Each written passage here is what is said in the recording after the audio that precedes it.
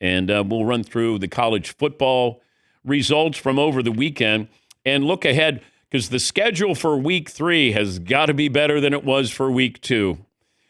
This is why I think, let's say Ohio State, and you schedule Grambling. Couldn't we have preseason games in college football where they could still get a paycheck? You're going to come out and see Ohio State play, or you're going to go to Ohio State and play and you get a check. But you can benefit them and you get a preseason, but we don't have these games during the regular season. Is that asking too much that these 2 cupcakes that we play, can those be our preseason games? We can make some money for them, and we can still have quality opponents here. Yes, Marvin. Yeah, and I don't think any colleges would go against that because, look, hey, August 15th, we have a game against Grambling. All right.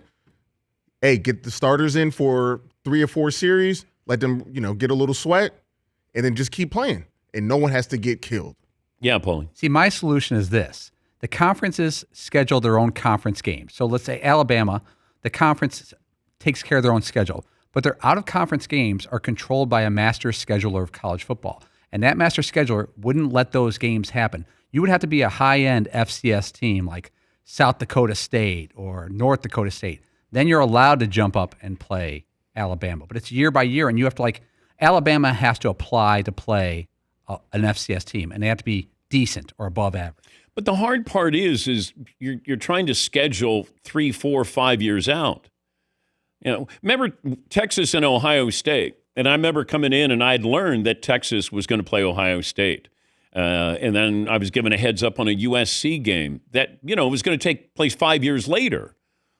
But that's, you're scheduling these things. It doesn't mean that much in the moment, but then all of a sudden you go, man, next year Texas at Ohio State or Notre Dame at Ohio State.